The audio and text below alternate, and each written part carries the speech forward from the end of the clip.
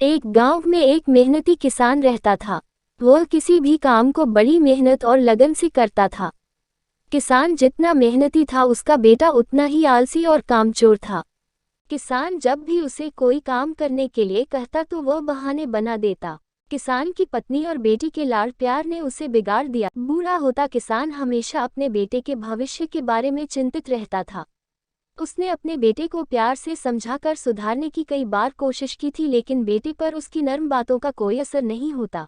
किसान ने बेटे को अपने पास बुलाया और उसे कड़े शब्दों में कहा, देख बेटा, मैं तुझे जितना सह सकता था मैंने सहन किया है, अब मैं चाहता हूँ कि तू कुछ भी कर। किसान का बेटा सीधा अपनी माँ के पास गया और यह सारी बात बता दी।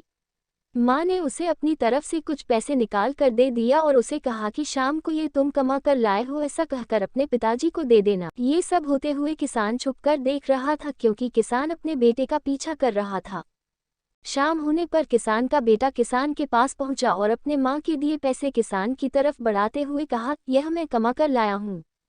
किसान ने उन पैसों को छुआ भी नहीं और उसे कहा कि जाओ, वह हमारे आंगन में जो कुआं है वहां इन पैसों को डालकर आ जाओ। बेटे ने एक भी सवाल नहीं किया और जैसे किसान ने कहा वैसे उन पैसों को कुएं में डाल दिया।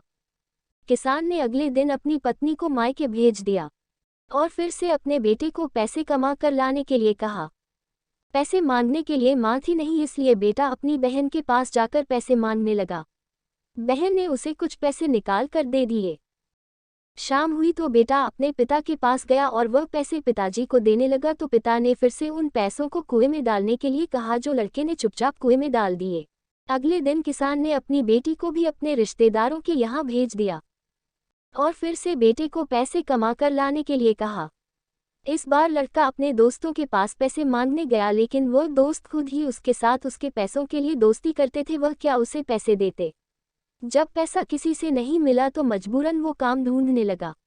ढूंढते ढूंढते उसे एक दुकान में गेहूं की बोरियां उतारने का काम मिला, जिसे बड़ी मेहनत से पूरा दिन करने के बाद उसे कुछ चंद रुपए दिए गए। उन रुपयों को लेकर जब वह अपने पिताजी के पास पहुंचा और जब उन्होंने उसे उन रुपयों को भी कुएं में फेंकने के लिए कहा, तब बेटे की आंखों से आंसू निकल आए। बेटा उनसे माफ़ी मांगते हुए बोला, पिताजी, मुझे समझ में आ गया है कि आपको कैसा लगता होगा जब मैं आपकी मेहनत की कमाई इसी तरह उड़ा देता था। आज से मैं आपको वादा करता हूँ कि मैं कभी भी काम चोरी नहीं करूँगा।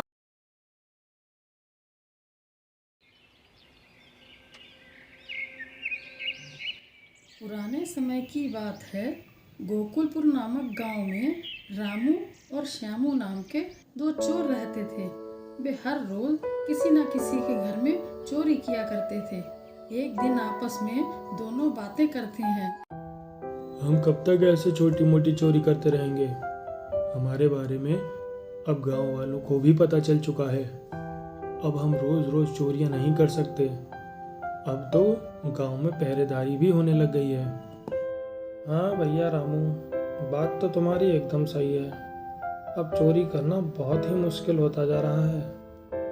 क्यों ना अपने गांव के सेठ धनीराम के घर में ही हाथ साफ कर लिया जाए। वहाँ चोरी करने पर हमें बहुत सारा धन प्राप्त होगा।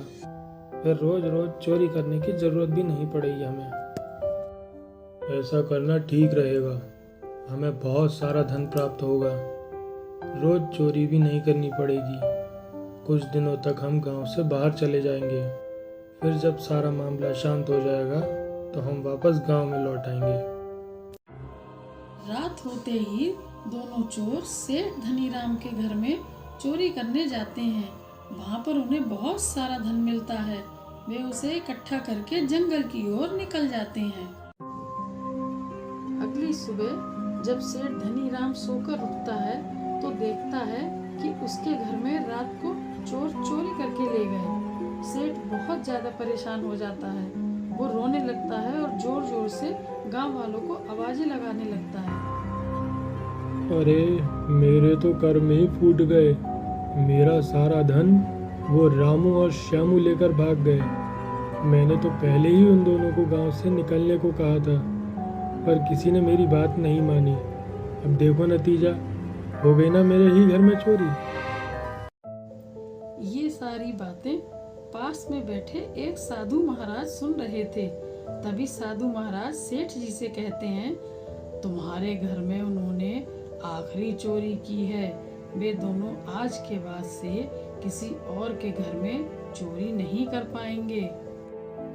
ये आप कैसे कह सकते हैं महाराज कि वे दोनों आज के बाद से कहीं भी चोरी नहीं करेंगे और ये उनकी आखिरी चोरी होगी। ये बातें तुम हम पर छोड़ दो, समय आने पर तुम्हें सब पता चल जाएगा।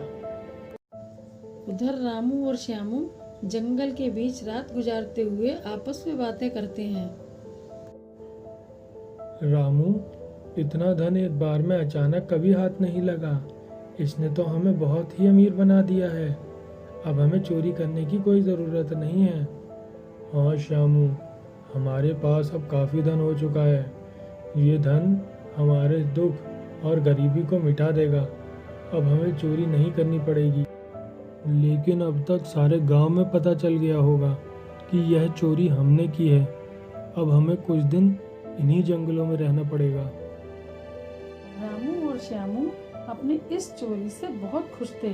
उन्हें लग रहा था कि आज के बाद उन्हें कोई चोरी नहीं करनी पड़ेगी। लेकिन वे इस जंगल में भूखे प्यासे भटक रहे थे। उन्हें खाने की कोई भी चीज नहीं मिल रही थी। 2 दिन ऐसे ही बीत गए, जिसके कारण उनकी तबीयत अब खराब होने लगी थी। रामू, 2 दिन हो चुके हैं, मैंने कुछ भी नहीं खाया है। मेरी तो हालत ही खराब हो चुकी है। देखो श्यामू, हम जंगल से बाहर गए तो गांव वाले हमें पकड़ लेंगे और सेठ के हवाले कर देंगे। फिर वो सेठ हमें मार देगा। हमारा कुछ दिन तक बाहर निकलना ठीक नहीं है। रामू, तुम शहर जाकर कुछ खाने का ले आओ। तब तक मैं इस धन के पास ही रुकता हूँ। अगर दोनों साथ गए तो गांव वाले हमें पहचान लेंगे।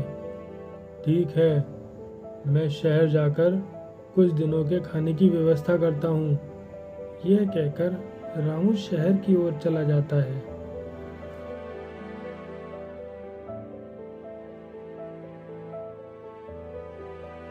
रामू शहर जाकर सबसे पहले खुद भरपेट भोजन करता है और मन ही मन सोचता है, क्यों ना मैं श्यामू को इस खाने में जहर मिलाकर दे दूं और उसकी सारी संपत्ति मैं अकेला ही ले लूं। ये सोचकर रामू श्यामू के खाने में जहर मिला देता है और जंगल की ओर उस खाने को लेकर निकल पड़ता है। उधर श्यामू भी मन ही मन सोच रहा होता है कि यदि मैं रामू को मार दूं तो ये सारा धन मेरा हो जाएगा। जैसे ही रामू श्यामू के पास खाना लेकर आता है, वह चाकू से रामू पर हमला कर देता है, जिससे रामू की मौत हो जाती है। इसके बाद रामू का लाया हुआ जहरीला भोजन श्यामू खा लेता है और वहीं पर तड़प तड़प कर मर जाता है। आखिर में लोगों का चुराया हुआ धन सेठ धनीराम को वापस मिल जाता है। तो इस कहानी से हमें ये सीख मिलती है कि हमें किसी के साथ भी कभी भी बुरा नहीं करना चाहिए। अगर आप किसी के साथ बुरा करोगे तो आपके बुरे कर्मों का फल आपको भुगतना ही पड़ेगा। अगर आपको ये वीडियो पसंद आई हो तो चैनल को लाइक करें, अपने दोस्तों के साथ शेयर करें और बेल आइकन को दबाकर चैनल को सब्सक्राइब करें।